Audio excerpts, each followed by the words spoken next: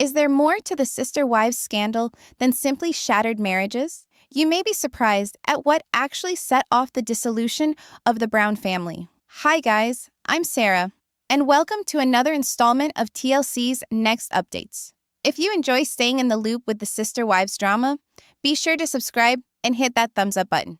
You won't want to miss what's to come. Let's dive into the latest twist. Meri Brown and Janelle Brown have reportedly dropped the Brown surname after their divorces from Cody Brown. While this may not come as a total shock, it certainly marks a turning point in the ongoing transformation of the family we've followed for years. Meri and Janelle have both made drastic moves toward independence. Both of them have fully distanced themselves, both geographically and emotionally, from Cody and his sole, still married wife, Robin Brown. By doing so, they appear to be claiming a new existence, free from the restrictions of their polygamous history. But hold up, there's more. Cody's third wife, Christine Brown, broke the ice by exiting the marriage in 2021. She's since been blissful and even married again in 2023 to David Woolley. Her courage could have been the domino that inspired Meri and Janelle to make their exits as well. But what does it actually mean to drop the last name Brown? To these women, it's something more than a procedural update. It's a declaration. Going back to a maiden name after divorce is the norm. But in the realm of plural marriage, there are no norms. The emotional connection, the kids, the history, it all complicatedly intertwines with detaching from the past. And once legal marriage comes into play, it gets further complicated. Let's roll back a minute. Cody was legally married to Meri originally in 1990.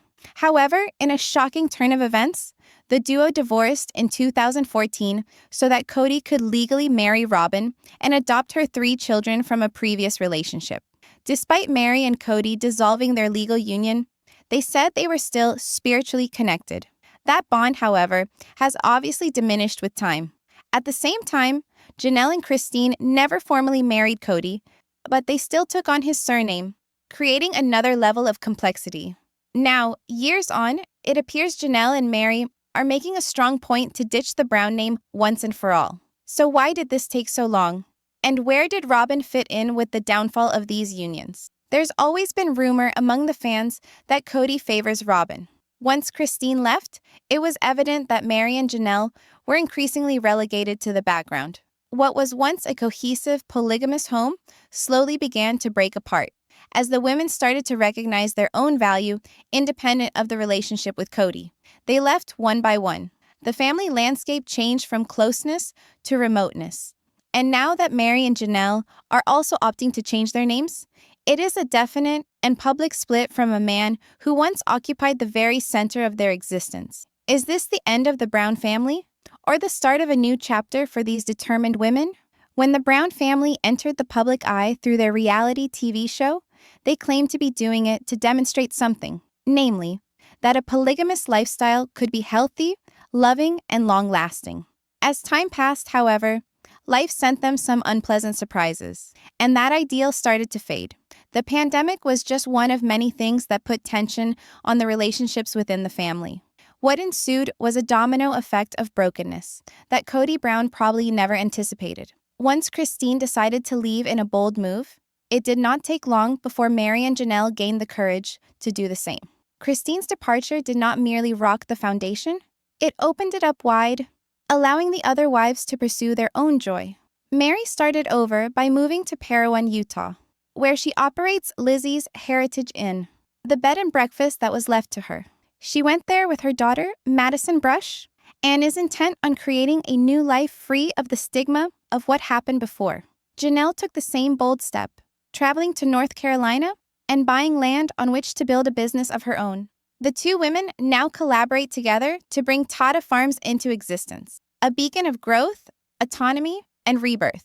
But the biggest watershed moment was surely the family's longtime parcel of land, Coyote Pass. Bought in 2018, Coyote Pass was supposed to be a shared aspiration for the Brown family, but it turned out to be a source of nagging frustration instead. Cody lingered on completing any actual work on it, which further increased the bitterness of his ex-wives. Later on, some of the land was sold, and Meri and Janelle got their fair share of the profits. That sale did not simply resolve a monetary issue, it was the conclusion of their final hold on Cody. Closing that book allowed Meri and Janelle to break free from all remaining attachments and leave their past in the past. But what about their surnames? Have they thought about abandoning Brown once and for all since they are divorced from the relationship? Interestingly, both Meri and Janelle have spoken to this. Neither is going to legally change their last name. At least, not yet. Meri, who's originally Barbara, has flat out stated she has no plans on going back to it. During a 2024 episode of Sister Wives, she even joked about taking up her great-great-grandmother's surname, Davenport. But ultimately, she's decided to just stick with Brown. So in spite of all the emotional detachment, the name persists, perhaps as a subtle acknowledgement of the past or merely out of personal taste. For the time being, the name Brown hangs in the air. But the lives behind it have grown much more complex than anyone who was an early observer would have dreamed. Meri once opened up about her thoughts on changing her last name, sharing that if she ever gets married again, she would consider taking on a new surname. In a candid moment, she admitted how much the name Brown has become part of her identity. It's been over 3 decades since she took Cody's last name, and despite the emotional separation, it's how the world knows her, and how she's come to know herself. She thought about using her birth name again, Barbara, but mentioned it would not sit well. She only went by that name for the first 19 years of her life, as opposed to the 34 years she has been Meri Brown. So it's just not something that feels right for her. In early 2025, both Janelle and Christine appeared on the Rogue Energy podcast, where they had an honest conversation about names, identity, and what it means to move on. Janelle shared that she intends to keep the Brown name as well. After all, her children carry that name, and it still holds meaning for her. She emphasized that she has no plans to remarry, so in her words, "I'll always be a Brown." Christine, now married to David Woolley, explained how difficult the name-changing process can be, particularly later in life. She confessed that even today, there are still documents and accounts in her previous name, Christine Brown, which she has not yet changed. "It's such a pain," she chuckled, explaining how long-winded it can be to change everything. But aside from the documents, there is a deeper purpose why these women have clung to the Brown name. It was an integral part of making them who they are. Meri and Janelle both became famous on that name. It was the name they established when they were in the limelight and part of the Sister Wives clan. For years, it's been more than a name.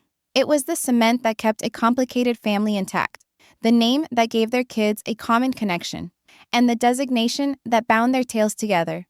Interestingly, even Christine, who is now married and has embraced her new life, still goes by Christine Brown Woolley on Instagram.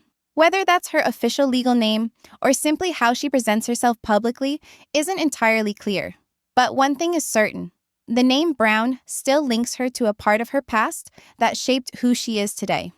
But what would actually occur if Meri and Janelle formally shed the Brown surname? It's not simply a personal preference. It's of serious consequence to how they're perceived, particularly with regards to their public image. From a branding standpoint, dropping the name might make things more difficult. When one hears the Brown family of sister wives, Christine, Meri, Janelle, Cody, and Robin are the first names that come up. Those names have recognition, familiarity, and clout. Christine, for instance, might have taken her new husband's name legally, but to most of the fans, she's still Christine Brown. That is part of her public persona, regardless of what the documents claim. The same for the Brown kids, most of whom have likely changed their names in marriage. But to the fans of the show, they will always remain part of the Brown family. This brand and emotional association is hard to lose. So rebranding Meri and Janelle completely under new names could potentially get older followers confused and even impact potential future job opportunities. Whether it's publishing books, rolling out products, or opening ventures based on their reality TV stardom, being identifiable as a Brown still holds value. Even if they are no longer emotionally attached to the name, it may be useful to retain it. Perhaps not as a surname, but at least as part of their public persona. Now, let's take a moment to switch gears. Since fans have been chattering about Cody and Robin's quirky sense of home decor too. A recent peek inside their former Flagstaff homestead shows a decidedly Western flair, with a themed living room that's incited all kinds of online buzz. Standout pieces? A $219.99 Walmart rug, right in the middle of their themed area. It's obvious that Cody and Robin go for that rural, country look. Cody even sports a David Yurman ring bearing an untamed stallion, a look Robin complements with her very own same design. Though some fans on Reddit have been harshly critical of their furniture arrangement as being tacky or old-fashioned, there is no doubt that the two did at least share a common vision. Whether they love it or loathe it, the Western style definitely says something about who they are, or would like to be. One thing's certain, time spent in that front room must have been full of personality, if nothing else. And in the face of all the whirling speculation regarding name changes, interior design decisions, and family splits, the Brown saga remains ongoing. From intensely intimate changes to public makeovers, these erstwhile sister wives are redefining the narrative of their lives, one choice at a time. Season 19 of Sister Wives has been nothing less than a Wild West battle royale. The fate of Coyote Pass, the long-contested land at the center of so much family conflict, has fueled tension among Cody, his former wives, and Robin's former sister wives. After years of waiting and doing nothing, the land was finally sold for a staggering $1.5 million. Its proceeds were divided between Cody, Meri, and Janelle, a financial and emotional closure to one of the Browns' final joint endeavors. In the meantime, Christine Brown has more than moved on, opening a new chapter with husband David Woolley. She left the drama behind like a heroine galloping off into the sunset. But not everyone has been so fortunate. Cody, self-absorbed as ever, as the black-hatted villain of his own narrative, still grapples with the fact that 3 of his wives are gone. Despite his profound passion for Robin, you can see clearly that having been left behind has left its mark. And that leads us to the house he lives in now with Robin, a house that echoes their daring and very personal sense of style. If you are hoping for minimalist chic or crisp modernism, forget it. Cody and Robin's style tips solidly into maximalism, with the rooms full to the brim with personality and themed elements. Their old Flagstaff house had a Western-themed living room, anchored by a very specific showstopper, a Walmart rug, which cost $219.99 with a Lone Star design. The rug, which generated a lot of buzz on Reddit after user MyNuggetGoat shared a picture, appears to most accurately represent the essence of Texas. Rough, confident, and irrepressibly loud. It makes one think of cowboy boots, line dancing, and late-night smoky BBQs. It's the type of piece you either adore or despise, but one thing is for sure. It grounds the entire room in its unapologetic personality. With heavy leather or fake leather sofas packed in the room, the rug's lighter color helps to cut through the visual heaviness, introducing a little lightness to the dark, heavy furniture. While some have deemed the Browns' interior design questionable, at best, it's certainly them. The house is a story, much like the individuals living there. Let's be honest, while Cody and Robin's interior design choices aren't the worst we've ever seen, they definitely raise some eyebrows. Their style has become a bit of a punchline among fans, drawing mixed reactions and plenty of online criticism. It's not that their home is objectively awful, it's just that the design feels confused. Many of them say it looks something like a lower mid-range hotel lobby, where country western decor and oversized furniture meet in an unsettling way that feels a bit dated, a bit overwhelming, and an awful lot extra. In the since famous Reddit thread that generated so much discussion, fans fixated on one bizarre design idiosyncrasy in particular. The floor plan, it all gets shoveled up against the walls. Every sofa, every chair, every cabinet, creating a strange, unnatural atmosphere in the rooms. One of the commenters likened it to a house that could be created in the Sims computer game, where you earn bonus points for the most out-there decor you can create. And let's be real, it's all too tempting to go overboard in The Sims, just like it appears Robin and Cody might have done. From ill-fitting furniture to a clash of themes, their house doesn't merely represent their taste, it is an extension of their personality. It's bombastic, messy, and desperate to make a statement. But what that statement actually is? Well, even enthusiasts can't be certain. Some opine that the house appears to have been designed by artificial intelligence with minimal human warmth behind it. Others opine that it is more like a set piece than a house in which people live. Maybe Cody's design influence comes from old-school westerns, like Pale Rider, where Clint Eastwood played a silent gunslinger known as Preacher. Or perhaps he's more inspired by modern cowboy drama, like Yellowstone on Netflix. As for Robin, her tastes may be rooted in classic country music. Think Carrie Underwood's emotional hit, Jesus Take the Wheel. Whether it's a country western fantasy or an emotion-laden country ballad, their interior design appears to be an expression of their yearning for something bold, rough, and perhaps even slightly vintage. Nevertheless, only so much can be gathered from the decor itself. Despite all they've elected to show us on television, and really, it's plenty, there's still something mysterious about Cody and Robin's everyday life. Their house is a character in itself, noisy visually, emotionally complicated, full of more questions than answers. Often, the most telling aspects of one's life are the quiet things, the private decisions they make, the things they enjoy doing, the items they retain. That's what makes watching Cody and Robin's house so strangely compelling. Each room, each nook, informs us just a little bit more about who they actually are.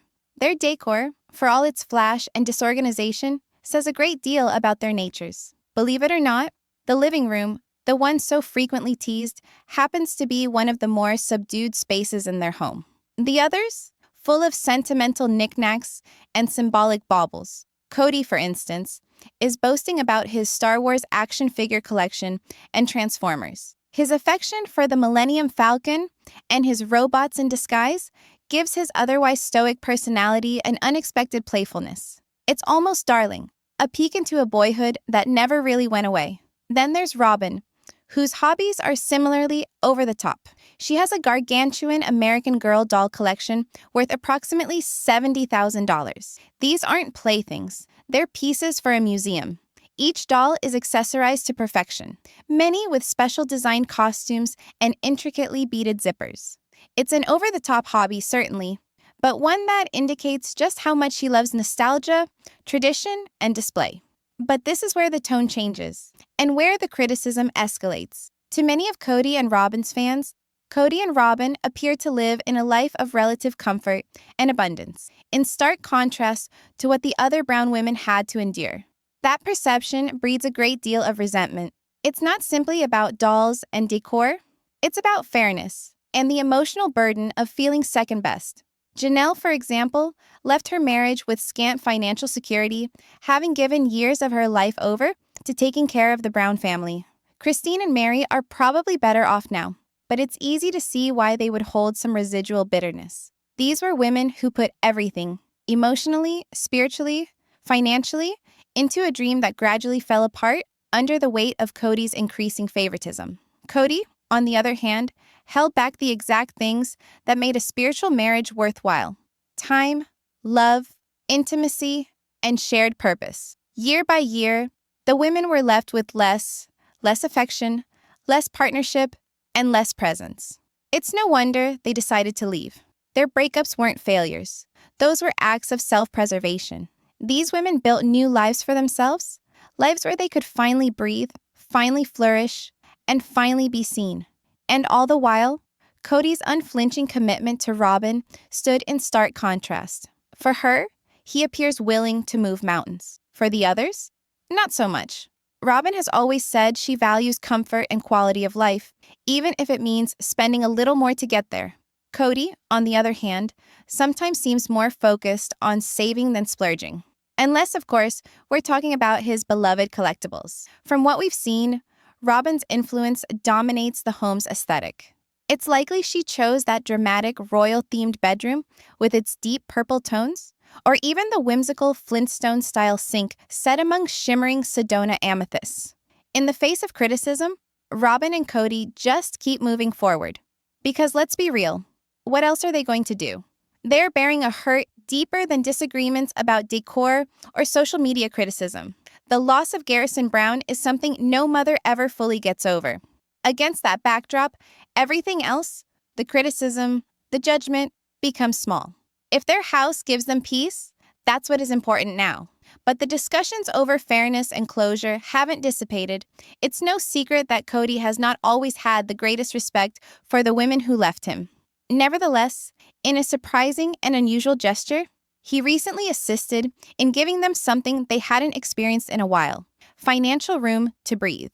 When Coyote Pass land was being redistributed, Cody gave Janelle and Meri each a share valued at $35,000. That sum may not sound like a lot in the big picture, but to women who devoted decades of their lives to a common vision and quit it almost empty-handed, it might be the start of something. Some think Cody was generous in making the decision, others that he just didn't want to face legal consequences. Either way, actions speak louder than words. And this time, the result was good. With Cody and Robin residing in a lavish $2.1 million mansion in Flagstaff, it's only fair that the ladies who stood by him all these years, at last, get a part of the life they built together. And though his romantic connection with Robin is yet to be broken, the emotional limelight is elsewhere. It's Meri and Janelle's paths that remain most engaging for viewers. Their strength, resurgence, and unstated resilience have turned them from cast members to actual heroes. Through all the heartache and disruption, they're finally establishing lives defined not by Cody, but by themselves. Even as the once close-knit fabric of the Sister Wives family remains in disarray, the lives of its former members are unfolding in surprisingly unique directions. Since distancing themselves from their spiritual union with Cody Brown, Meri and Janelle have embarked on decidedly different trajectories. And with that has come a natural question. Should they keep carrying the last name that once represented togetherness, but now identifies them with a past they've grown out of? As they write new pages away from the emotional and physical realms they originally shared with the Brown family, both women are discovering strength and consolation in autonomy. They no longer have to be bound by the day-to-day dictates of plural marriage. Christine, especially, led the way on this transformation when she took the bold step to leave Cody and ultimately settle into a life with David Woolley. Her choice was not simply a break, it was a defiant statement that second chances, joy, and fulfillment are not only available but earned. Now that Meri and Janelle are thinking about their own identities, the subject of their shared last name is more than simply a piece of bureaucracy. For some, taking back a maiden name at divorce is a means of reasserting the person they were prior to marriage. But for these women, things are considerably more complex. This is not about separating themselves from Cody. It's about holding on to the identity they've cultivated over so many years. Their name, Brown, has accompanied them through years of co-parenting, public criticism, and the special scrutiny that accompanies life on reality TV. It has been a brand unto itself, a representation of their place within a narrative that engaged the interests of millions. Whereas Christine has added the name Woolley to her own since her remarriage, she continues to retain the name Brown as a connection to her children and her own history. Meri and Cody, for example, were once legally married under the traditional marriage oaths, long before there was restructuring that enabled Cody to lawfully wed Robin.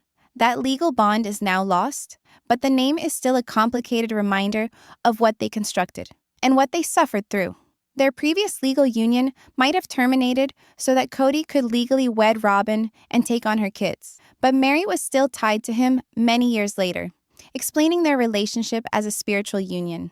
Janelle and Christine, never having a legal connection to Cody, took on the Brown surname as a symbol of emotional attachment and commitment to the family unit as a whole. Christine's decision to leave was a watershed, a change that resonated throughout the family. It was not simply an individual choice, it was a catalyst. Her leaving tore away the facade that persevering by itself would keep them together. For years, tension had simmered beneath the surface, specifically Cody's blatant favoritism toward Robin. Christine was the one who decided to break the silence, making room for others to envision a way forward. Meri, long kept in the emotional wings, finally opted for peace rather than perseverance.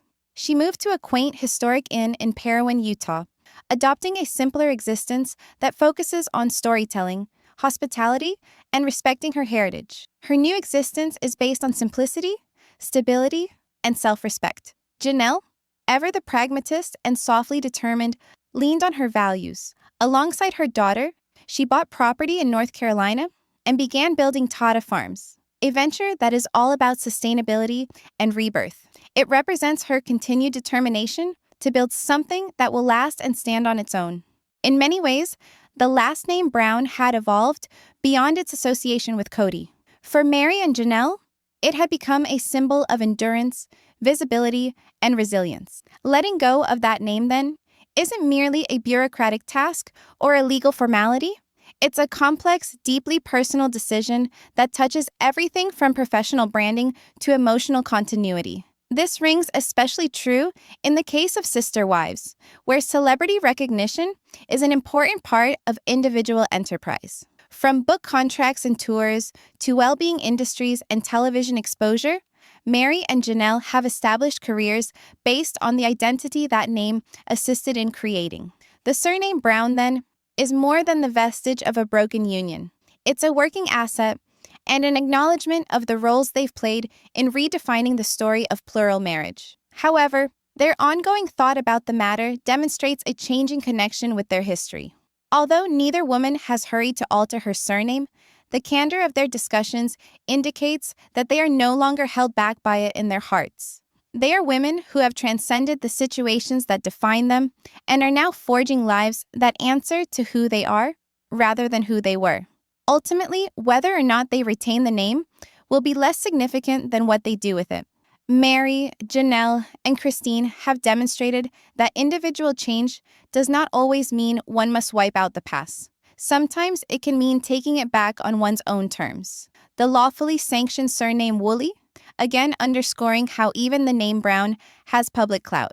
It's not nostalgia or sentimentalism, it's a matter of continuity in a life lived in the public eye. For Janelle, particularly, this pragmatism is characteristic. She has long been the sensible, reflective presence among the sister wives, someone who balances practical considerations over symbolic acts. Her choice to retain the name is not about holding on to a shattered past, but about maintaining a sense of continuity for her children and her body of work. As she explained, "I've had this name for 34 years. It's who I am. I only had my maiden name for 19. It would feel weird to go back now." The logistics of a name change at this point in life, when it comes with business licenses, bank accounts, property, and an established public persona, are intimidating. Both Janelle and Meri understand that reinventing oneself doesn't automatically equate to cutting loose from the monikers that helped build their platforms.